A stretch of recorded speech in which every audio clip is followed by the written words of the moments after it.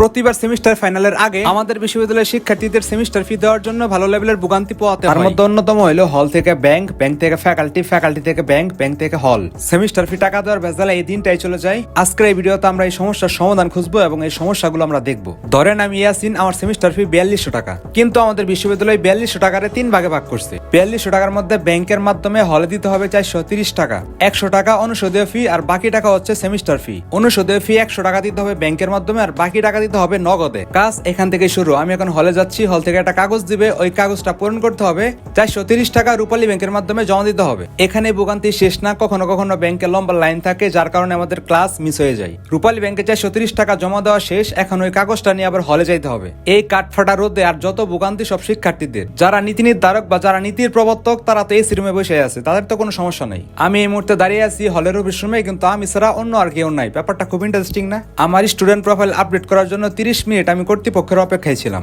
অবশেষে আমার profile update হইলো।